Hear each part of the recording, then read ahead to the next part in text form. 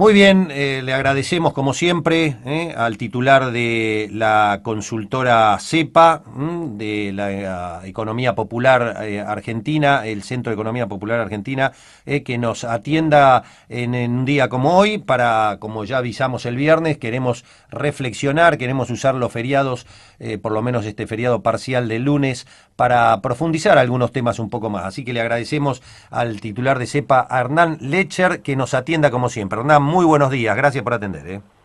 ¿Qué tal? ¿Cómo estás? Buenos días. Bueno, Hernán, en principio, obviamente el tema del momento no te lo puedo dejar de preguntar, siendo vos un especialista en economía, tu opinión sobre lo que está pasando en el mercado de cambios. Bueno, en realidad se conjugan dos hechos quizás más coyunturales que tienen que ver con el aumento de la tasa de interés en el Tesoro de los Estados Unidos, que superó la barrera de del 3%, y conjuntamente con eso, la implementación de un impuesto que es el de la renta financiera, el denominado de renta financiera para las LEVAC, en el caso de fondos comunes de inversión extranjeras, que aparentemente han generado, y esto se ve en el mercado, en el aumento de la tasa del mercado secundario, han generado que parte de las posiciones en LEVAC de esos, justamente de esos fondos comunes de inversión, terminaran finalmente en el dólar. Algunos indican además que ha jugado muy fuerte el JP Morgan en estos días en relación a básicamente una corrida cambiaria, lo cual no nos sorprende, pero todo esto se da en un contexto estructural mucho más grave, que es la escasez de divisas que tiene nuestro país en este momento. En orden de prelación debería decir en primer lugar que la balanza comercial es claramente negativa, lo ha sido desde que asumió el gobierno de Macri, pero el año pasado superó los 8.000 millones de dólares y este año vamos camino a que supere tal vez los 10.000 millones, lo cual hace un escenario realmente muy complejo. Hemos tenido el peor marzo después de 2015 en términos de liquidación de divisas. Ah. Los oyentes saben a esta altura del partido que la liberalización, la posibilidad que le ha dado el gobierno básicamente al agro, digamos, a los grandes jugadores del agro, a liquidar la cosecha cuando se les da la gana, Claro. bueno, Obvio. les da más herramientas finalmente para la especulación y obviamente retienen parte de la cosecha, con lo cual estamos viviendo eso.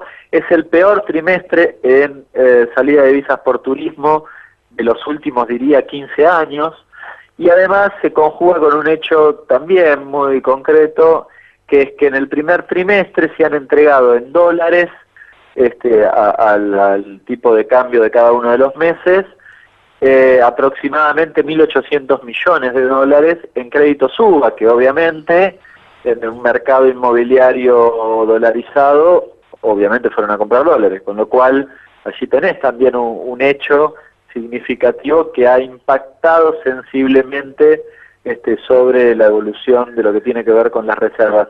Algunos hablan de las transferencias a las casas matrices de algunas sucursales locales.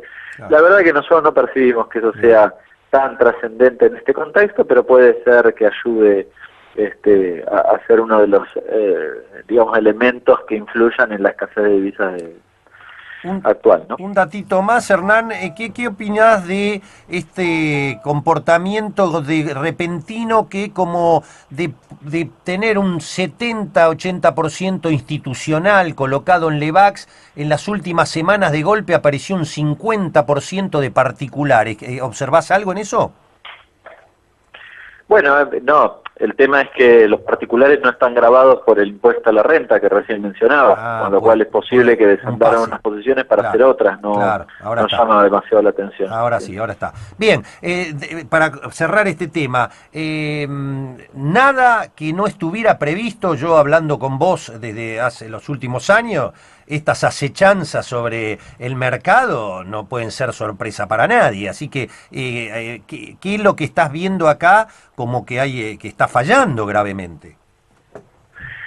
No, lo que creo es que el gobierno no le encuentra la vuelta porque se ha metido en una especie de encrucijada donde, en virtud de premiar, digamos, el negocio financiero, si baja la tasa, o la tasa no es lo suficientemente atractiva, o hay, digamos, alguna especulación o los agentes creen que puede llegar a haber variación del tipo de cambio, alguna devaluación me refiero, bueno, todo eso tiende a que el negocio financiero esté en jaque. Para eso el gobierno juega a favor del negocio financiero. Hoy está pisando el dólar y además está sosteniendo una tasa de interés elevadísima.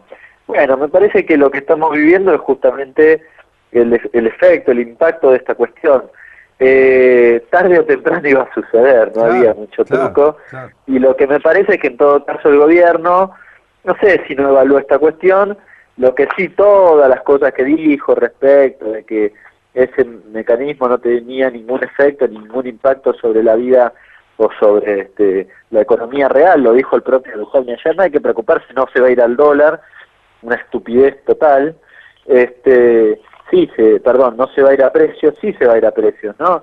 Lo repite cada vez que puede, ya lo repitió en la última devaluación de hace un par de meses atrás, y obviamente se fue a precio, y va a volver a suceder exactamente lo mismo, con lo cual, lo que me parece que no le encuentran la vuelta, esta es la cuestión, ¿no? Al modelo macroeconómico no cierra por ningún lado y no le encuentran la vuelta, básicamente. Claro, por eso está bien lo que voy a decir, una encrucijada, un dilema, porque si dejan disparar el dólar se le va a precio, se le complica la inflación, se le complican las paritarias, se le complican las metas. Realmente yo no me explico cómo lo van a arreglar esto. No, la verdad que de nuevo están en una situación complicada. Yo creo, en general la ortodoxia devalúa, pero el problema es que una devaluación en este contexto, que además con las tarifas en los niveles en los que estamos, con la inflación en los niveles en los que estamos, significa una transferencia de ingresos fenomenal y un golpazo al bolsillo de las mayorías populares en la Argentina. Creo que el gobierno no quiere recorrer ese camino, en virtud de que tiene ambiciones en el año próximo, en las elecciones del año próximo. Dicho eso, me inclinaría entonces a pensar que intentan justamente pisar el dólar, que es lo que están haciendo, ¿no? Me refiero digamos, a apreciarlo, o al menos que no devalúe tanto, que es lo que está sucediendo en estos días. De hecho, si el Banco Central, porque a ver, el Banco Central que dijo, no, yo no voy a intervenir, ahora, en estos días, casi 3.000 millones de dólares, utilizó de las reservas finalmente para que el dólar no se le escape. Dicho de otro modo, si no lo hubiese hecho, tenemos un dólar en 23 pesos a esta altura de partido. Claro. Sí, ¿crees que la pulseada la puede ganar entonces? ¿Puede seguir quemando reservas el Banco Central? No, reservas tiene, a ver, reservas ya tenía desde el 2015 y reservas tiene además porque parte de esas reservas tienen como contraparte deuda, pero bueno, en principio vos tenés los dólares en el Banco Central, con lo cual tiene margen para jugar esa partida. El problema es que esto no es eterno, porque la encrucijada en realidad es que no lo van a resolver porque va a seguir siendo así. Claro. No lo van a resolver cuando vos tenés un presupuesto que prevé un déficit fiscal, por ejemplo, un déficit comercial para el año próximo peor que el de este año y para el 2020 peor que el del 2019. O sea, los tipos están planificando tener menos dólares en el futuro, no resolver el año, bueno, este año no fue mal, qué sé yo, quizás estamos previendo que va a ser negativo, pero el año próximo vamos a modificar esto y va a ser de otra forma. No, ya lo están previendo ellos mismos, con lo cual, en realidad, la pregunta, y medio la que pregunta que nos hacemos todos, es cuánto dura esto, ¿no? Y efectivamente, esa es la pregunta. Yo no soy de aquellos que cree que mañana estalla, pero sí que tiene un vencimiento, no hay forma de que esto se sostenga en el tiempo. Claro.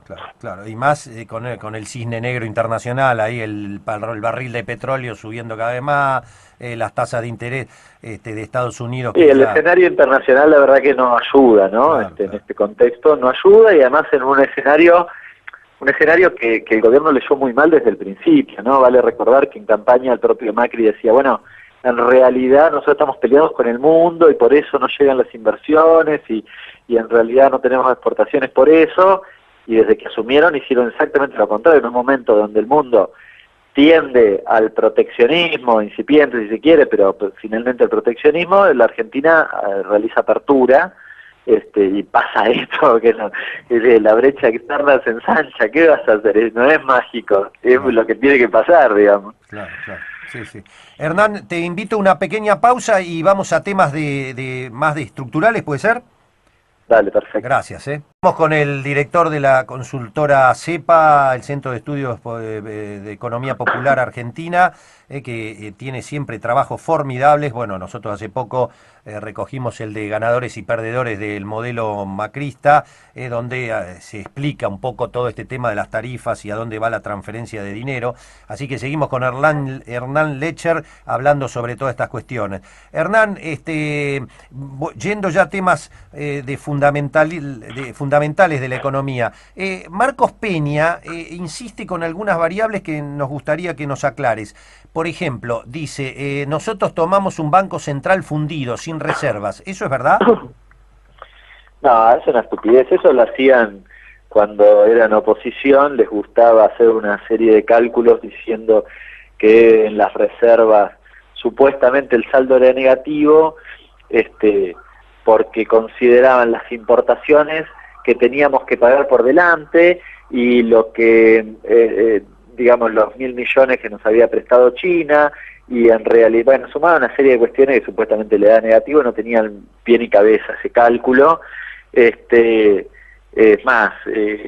Y hoy la verdad que no hacen justamente ese cálculo, pero la amplia mayoría de las reservas está sostenida por el nivel de endeudamiento que hemos tenido. No hay que ser muy loco para verlo, sencillamente hay que fijarse en los niveles de reserva y fijarse qué pasó el día anterior, nada más que eso. Si uno tiene ganas de hacer eso en internet, se fija, baja la serie de la evolución de las reservas y se fija qué pasó el día anterior a los aumentos, a los saltos significativos que han tenido la reserva, y va a encontrar endeudamiento. Claro. No hay mucho truco, con lo cual es una gran falacia lo que está diciendo, es una gran mentira. La realidad es un poco lo que decía hace un ratito, que como no le encuentran la punta al ovillo, apelan a lo que habitualmente han hecho siempre, que es echarle la culpa al gobierno anterior, lisa y llanamente. Otra de las cosas que dice, afirma incluso frente a los legisladores, cuando va a dar el informe al Congreso, por primera vez en más o menos 20 años estamos creciendo consecutivamente en la Argentina. ¿Es verdad eso? No, eso también es otra falacia. En realidad, lo que vos tenés primero, en el año 2013 y 2015 son años de crecimiento en la Argentina, con lo cual es una mentira. Y en segundo lugar, además de todos los años previos, no estoy hablando desde 2010 en adelante, esos 2 años al menos son de crecimiento. El 2011 creo que también. Y además, en este crecimiento en particular que menciona Peña, en primer lugar vale la pena decir que el 2017 llegás al mismo punto del 2015, de finales de 2015. O sea, pasaste 2 años y no creciste nada. Bien. Esta es la realidad. Con lo cual, perdiste 2 años, ¿no? En una economía, imagínate, vos sos un trabajador y producís, y empezaste a trabajar y producís 100 unidades. Bueno, 2 años después, con experiencia, quizás te mejoraron la máquina, no sé qué, seguí produciendo 100. Eso es dicho de manera sencilla, ¿no? Claro, o sea, claro. No mejoraste tu capacidad productiva y en realidad eso sucedió porque las políticas del propio gobierno llevaron sobre todo una caída importante en el año 2016, y en el 2017 una recuperación de esa pérdida. Lo que puede llegar a suceder en el 2018, por cierto, es que puede haber algún tipo de crecimiento relacionado con algunas actividades que ganan, pero sin ni siquiera producir, diría, como pueden ser los servicios, tal vez el agro, sin producir más me refiero, ¿no? Y esto probablemente es lo que vayamos viendo y lógicamente eso implica además cero distribución.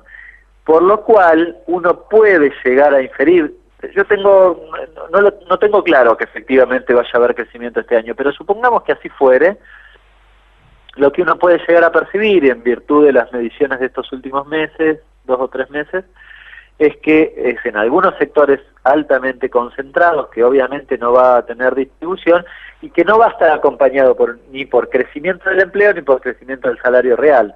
Dicho de otro modo, vas a tener crecimiento sin distribución, porque no hay mecanismo que permita, como les gusta decir a los ortodoxos y al gobierno, el derrame de ese crecimiento hacia otros sectores, ¿no? Otra de las temas que se esbozan en cualquier lugar que se habla, en la televisión, en cualquier lado, es que estamos teniendo la inflación más baja de los últimos tiempos, que se va controlando, que va bajando de lo que dejó el kirchnerismo.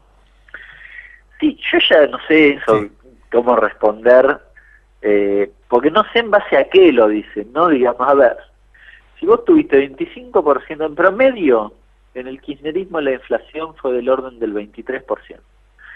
El último año fue 24 y pico, cerca de 25, el 2015. Medido por ellos, no por el INDEC, porque si no, medido por cualquiera de las consultoras que utilizó el gobierno. En todos los años del kirchnerismo, salvo el 2014, y es discutible, en virtud de qué indicador utilicemos, el salario le ganó a la inflación. Ahora, hoy en la actualidad, tuviste 41% en 2016, tuviste 25% en 2017 y vamos camino a tener un resultado parecido en el 2018. ¿En virtud de qué dicen que es más baja? No, es imposible, yo no sé ya cómo discutir eso, pero no tiene más mínimo sentido. O sea, sí, bueno, cuando baje vemos, pero además no pasa eso. A ver, en enero tuviste 1,8, en febrero tuviste 2,4, en marzo tuviste 2,3. 2,3 no impulsado por las tarifas, el aumento en tarifas en marzo es 0,6, o sea, no es ni siquiera tarifa. En abril vas a tener 2,3 o 2,5, ahí sí impulsado por las tarifas, y esta devaluación de estos días seguro va a impactar sobre los precios de mayo, con lo cual vas a tener otro organismo por encima de 2. ¿Cómo hacen para decir que está más bajo que el kirchnerismo? No tiene más mínimo sentido. El gran problema, además, es que acusaban al kirchnerismo de niveles de inflación altos porque decían que el gobierno kirchnerista imprimía, ¿sí? Entonces, la emisión generaba esa inflación elevada. Con lo cual, el efecto nocivo de la emisión era la inflación. Sí. Pero ahora parece que tenemos la misma inflación, solo que sin emisión y encima con endeudamiento. Yo la verdad es que no se entiende, es una cosa insólita. No sé ya a esta altura del partido cómo los tipos pueden decir semejante cuestión. Sí, sí, inclusive con tarifazo, o sea, con el 50% de la torta de los precios regulado, subiendo a lo loco, la verdad que hasta uno duda de los mismos índices de ellos, ¿no? A mí me llama la atención también. No, yo tengo serias cuestionamientos. Los índices de inflación están súper subestimados porque el peso de los servicios es insignificante en el marco de lo que son la medición de inflación, y nosotros somos generosos porque seguimos discutiendo una inflación recontra falsa, ¿no? Digamos, pero bueno, sí, me acuerdo, todo ni siquiera les da bien. Me acuerdo tu colega Mariano Klestenboim el año pasado, ¿te acordás que hizo un trabajo que para que el ponderado de las tarifas diera lo que da según el INDEC, tendría que haber salarios promedio de 35.000, 40.000 pesos más o menos? Sí, exactamente, no tiene pie ni cabeza, digamos, el planteo. A ver, los servicios pesan 3 puntos claro.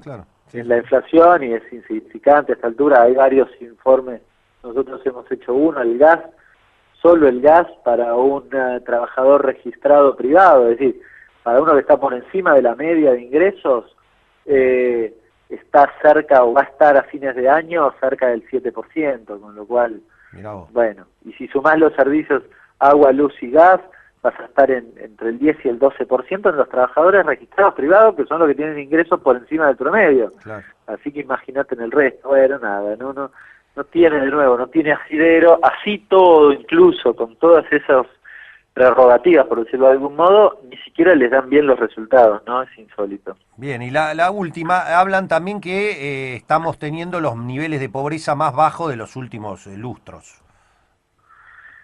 Yo la verdad que es largo, ¿no? Pero tenemos serias críticas, obviamente, a la medición de la pobreza, entre ellas la subestimación del efecto de las tarifas. Están utilizando una ENGO, una encuesta de hogares muy vieja, y tiene claramente subestimado el peso de las tarifas. Allí, además de otros cuestionamientos, han modificado la proyección poblacional. Resulta una cosa llamativa, que en términos teóricos puede suceder, pero realmente muy llamativa para esta etapa, y no es lo que uno ve y encima no tiene forma de comprobarlo, que es que aumentan los ingresos y la cantidad de los trabajadores no registrados. Claro, obviamente, ¿cómo puedo constatar esa información? No hay forma, ¿no? Entonces, casualmente aumentó la cantidad de trabajadores informales y aumentó el ingreso de esos trabajadores informales, lo cual genera una supuesta reducción de la pobreza, pero pasa una cosa muy rara: aumenta el salario real de los trabajadores o el ingreso real de los trabajadores no registrados y el de los registrados cae. Bueno, no sé, realmente, sí, puede pasar en términos teóricos, pero la verdad, a mí me da la impresión que nos están tomando el pelo, ¿no? Sobre todo porque si pretenden hacernos creer a los argentinos que estamos en los niveles más bajos de pobreza en los últimos 30 años, es una estupidez vista desde todo punto de vista, ¿no? Pregunta, ¿con cuánto agarró de pobreza en 2003 el kirchnerismo y con cuánto se fue? Y la pobreza debía estar entre el 40 y el 50% aproximadamente en el 2003, tal vez más cerca del 40 en el 2003 ya. Y la verdad que no hay una medición oficial. Nosotros hicimos una medición con CEPA y nos dio 19,8 a finales de 2015, y posteriormente un aumento al cerca del 29, casi 30, a finales de 2016. Ah, o sea que este gobierno subió en 10 puntos la pobreza con el impacto de todo lo que pasó en el 2016. Sí, claro, la pobreza por ingresos estamos Sí, sí, hablando, sí, ¿no? La pobreza por ingresos que es es una muy variable. medición, es Claro, un indicador, claro, muy volátil, porque claro, claro. lleva dos indicadores, básicamente. Te fijas la línea o los niveles de ingreso y te fijas los niveles de gasto de esa población, con lo cual es realmente muy susceptible de tener grandes variaciones. Sí, yo creo que en el 2017 se redujo respecto de lo de finales de 2016, y es natural, porque del mismo modo que hubo una especie de rebote en el crecimiento y en distintos indicadores, incluso en el empleo, naturalmente también lo tiene que haber habido en la pobreza. No, Claro. no creo que sea distinto.